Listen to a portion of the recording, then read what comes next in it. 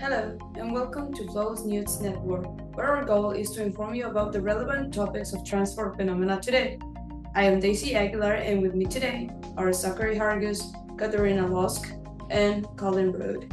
In today's topic, we will introduce the fascinating world of porous media within a two-dimensional Brinkman problem, as opposed to your traditional and simple one-dimensional problem. Before we do so, I will review some basic concepts, starting with porous media, Darcy's and Brinkman's equations. Now, porous media are solid materials that contain pores or voids of different characteristics that allows fluids to pass through. Some examples include sponges, rocks, biological tissues such as bones and muscles, as well as cylindrical pores and bread. Keep in mind that there are three types of pores: passing, non-passing, and isolated pores. Using a circular cylinder pore media, as shown here, we can observe the total void volume, cross-sectional area, and available volume that leads to characterize several equations such as specific surface, porosity, available volume fraction, partition coefficient function as well. Now, changing gears into history, in 1856 there was this guy named Henry Darcy who studied the flow of water through porous media. He discovered that the flow rate was proportional to the pressure gradient, becoming to what we know as Darcy's law. Now, before we're using Darcy's law, keep in mind that Darcy's law is invalid for non-Newtonian fluid and does not work on Newtonian liquids at high velocity or for gases at very low or high velocities. Darcy's law neglects the friction of the fluid and the exchange of momentum between the fluid and solid phases. Do not use Darcy's law if you're pregnant or drunk, since it will result in wrong derivations and crazy results. If questions remain, consult Dr. Chu before using Darcy's law.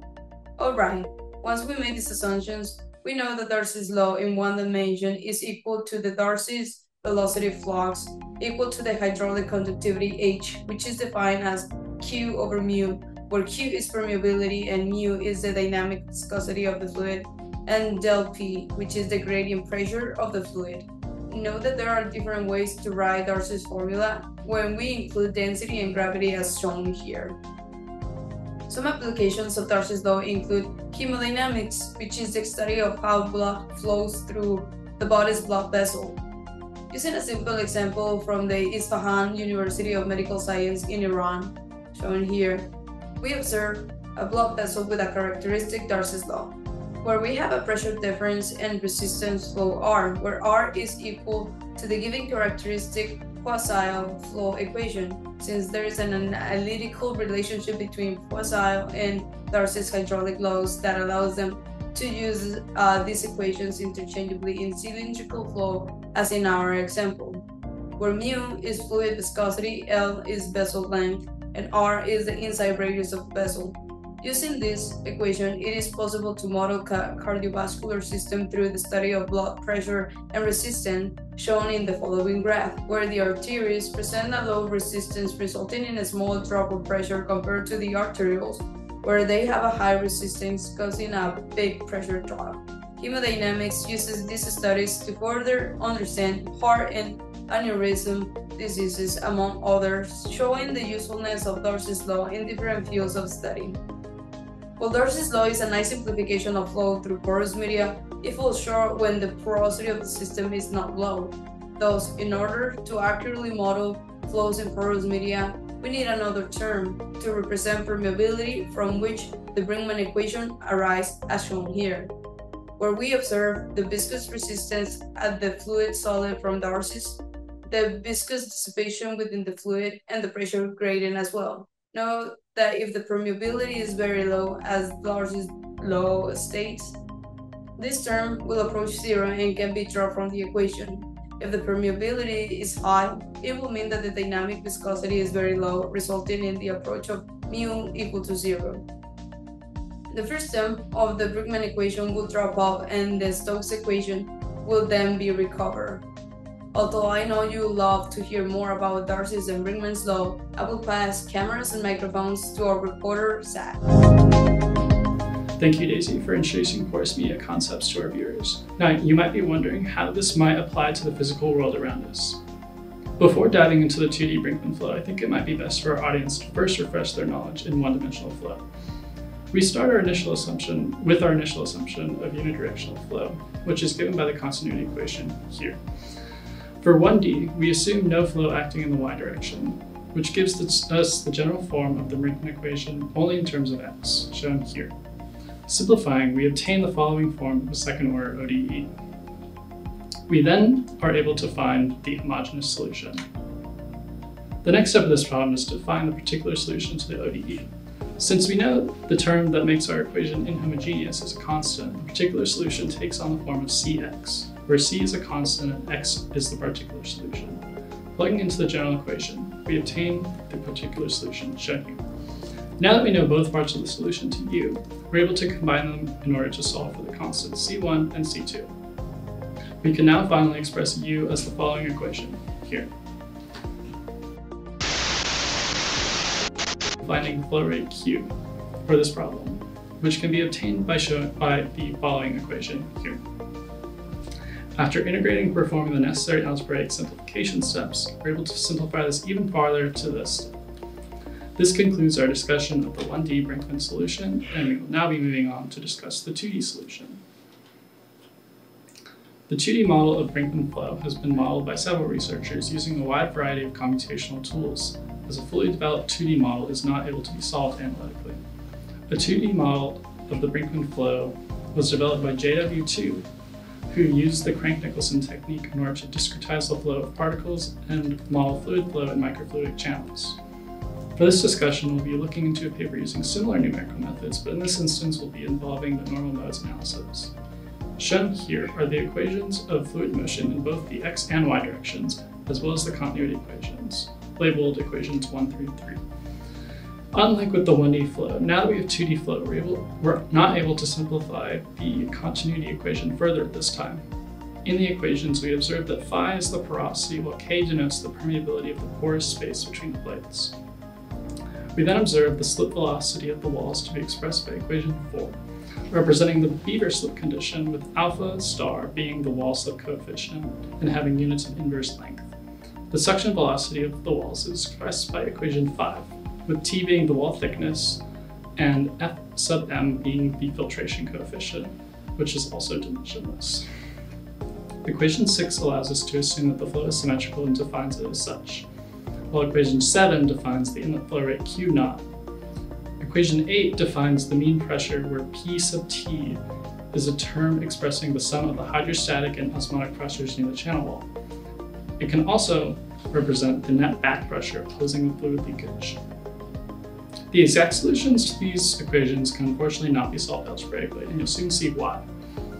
And in this case, are instead computed by the normal mode analysis. But our viewers might be asking, how might they be able to solve a normal mode analysis problem on their own? Well, you'll first need to define your system of equations and the force fields between atoms, which we've already done. In our software, the Bio3D package is also necessary in order to generate a Hessian matrix, which gives the second derivative of potential energy in the system. After you diagonalize the matrix, this gives us eigenvalues and eigenvectors, which respectively represent the normal modes and corresponding frequencies. The exact solutions to our initial equation, subject to our applied boundary conditions, are above in equations 9 through 11. In these equations, m is the dimensionless porosity parameter, and um to the 0 is the mean axial velocity at the inlet. Equations 12 and 13 represent dimensionless numbers zeta and eta, which appear in equations 9 through 11. Within these dimensionless variables, P sub I represents the dimensionless inlet pressure, and alpha is the dimensionless wall slip parameter. Lambda is the separation constant and can be obtained using equation 13 for the dimensionless parameter xi, which represents the dimensionless filtration constant. Importantly, xi shows us that the lambda depends on the porous media parameter phi, membrane filtration coefficient xi, and wall slip parameter alpha, which are each dimensionless numbers. And now onto Katharina, our field reporter. Thank you, Daisy and Zach, for the wonderful discussion on the theoretical basis of Darcy-Brinkman flow. Given the solutions previously mentioned, we ask ourselves a question: how does changing various parameters within these equations actually affect the pressure and velocity distributions? Well, dear viewers, that is exactly what I'm here to discuss with you. The first topic we're going to tackle is how does a change in porosity affect the velocity and pressure distributions. I would like to direct your attentions to the following graphs here that depict the velocity components in the axial and normal directions versus the channel height at constant x position, separation coefficient lambda, and membrane filtration coefficient. When considering the axial velocity distribution, we can see the general trend we've seen before in the 1D Brinkman solution. It reaches its peak at the center between two plates, the furthest point from the effects of the boundaries. The normal velocity component, however, increases from 0 at the channel center to its maximum value at the boundary wall due to the suction velocity boundary condition. As we begin to increase our porosity parameter, and therefore decrease our overall porosity, our velocity profiles dampen. The effects of the decreased porosity are, however, more dominant in the normal direction compared to the axial. Please keep in mind that since the effects of porosity are dominant in the normal direction, it also has a dominant effect on filtration. If we take a look at the pressure distribution here, we can see that as the porosity decreases, our maximum magnitude of pressure increases. If we take this one step further and begin to increase the membrane filtration coefficient instead, thereby increasing the membrane's ability to let fluid pass through, the normal velocity distribution steepens as seen in the graph.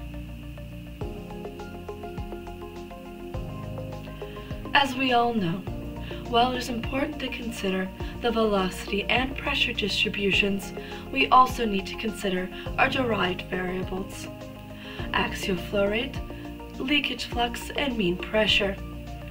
Before I do so, however, I would like to define two important characteristics for flows in permeable membranes: reverse leakage and reverse flow. Reverse leakage occurs when the mean normal velocity is negative, which means you have flow back into your channel, thereby contaminating clean fluid with fluid within the channel. The streamline pattern here, not related to the paper results, illustrates an example of this phenomenon. Reverse flow, however, is when the mean axial velocity is negative. This streamline pattern example, also not related to the paper results, illustrates this very well. What we see here is a reverse flow along the channel length, with a strong flow through the permeable channel walls. And indeed, this phenomenon is seen in the streamlined solutions presented in this paper as well. By increasing the dimensionless filtration coefficient, or the inlet pressure, a reverse flow is introduced, which helps the filtration of the fluid. Coming back to our derived variables, I would like to highlight the equation for the axial flow rate, Q, here. We see that the ratio between the axial flow rate and the inlet flow rate is equated to a right-hand side dependent on the separation parameter, the channel height, and the dimensionless number eta. Our dimensionless eta term, as we recall from Zach's report, is proportionally dependent on the inlet pressure and inversely dependent on our porosity parameter. The axial flow rate, as it turns out, is strongly influenced by this eta. I would like to direct your attention now to this figure comparing the axial flow rates along the channel length with different values of eta. For any value of 1 or greater, the flow rate decreases exponentially along the channel length, eventually reaching a region of reverse flow once the axial flow rate becomes negative. The greater the value of eta beyond 1, the sooner the flow reverses. And indeed, this was seen in the streamlined graphs, when the value of the inlet pressure was increased, and thereby increasing the value of eta, and a region of reverse flow appeared within the channel. I would also like to highlight the concept of leakage flux described by the equation here. Within this equation, we can see that the leakage flux also has a dependence on the same parameters as the axial flow rate and shares its strong dependence on the dimensionless eta number. The current figure illustrates that with increasing eta, increasing leakage is also seen. The last equation I would like to go over with you all is the mean value of the pressure difference shown here. From this equation, we can see that the mean pressure is also dependent on the separation constant, the channel height, and the dimensionless eta. While for all eta values there is an initial decrease in the mean pressure along the length of the channel, for higher values of eta we see a reversal and an increased mean pressure, which indicates an area of reverse flow within the channel, which is favorable to the ability to filter. Now on to Colin, who will discuss the fascinating ways these results can be applied. Thank you, Katharina. Hello all, I'm your host Colin Rude, and I'm stoked to share with you the applications of this research. The porous media that was modeled was known as a flat dialyzer plate, which is a semi-permeable membrane that excels in separating blood and dialysate. Here you see a diagram of the process for dialysis. It is first pumped out of the body and then it goes through a filter followed by an air trap before it returns to the body. The part that these results apply to is the dialyzer filter.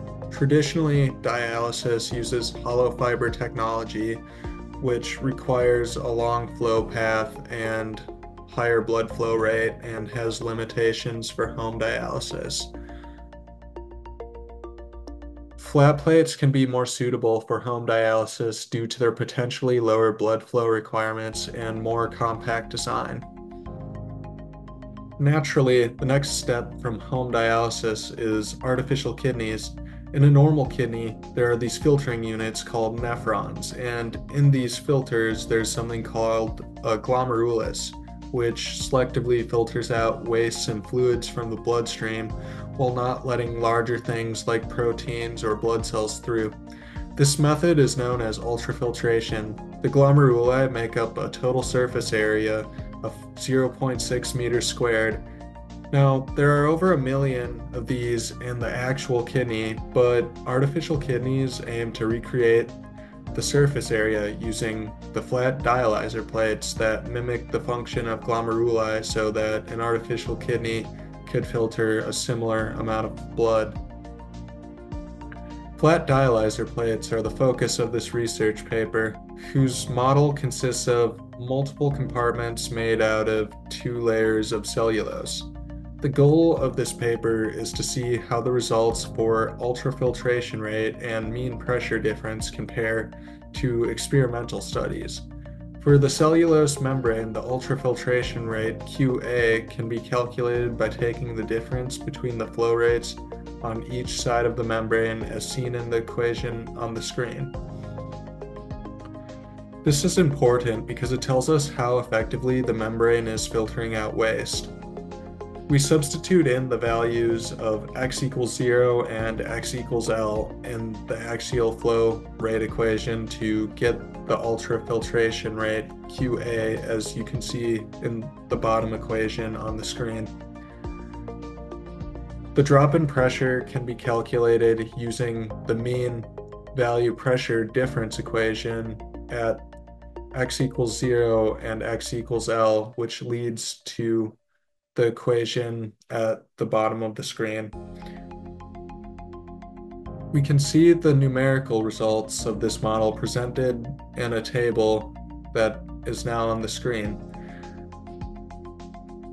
The results from this study are boxed in red at the bottom, with all the results from experimental studies above that. On the left, we have the membrane filtration coefficient, and on the right, we have the mean pressure difference. As you can see, the results from this study are very similar to the results from previous experimental studies. To find the parameters, data can be used from the experimental results to calculate a numerical value for the ultrafiltration. The equation on the screen shows what that looks like. QA can be linearized when this term right here on the screen is much less than 1, leaving us with this equation at the bottom. This shows an independence of the ultrafiltration rate with the axial flow rate Q. This also means the ultrafiltration rate is a linear function, or that has been stated experimentally in previous studies. If the value of eta is close to 1, then our axial flow rate is roughly this. According to this equation, the axial flow rate is decaying exponentially with decreasing value of x, and the result matches previous experimental derivations.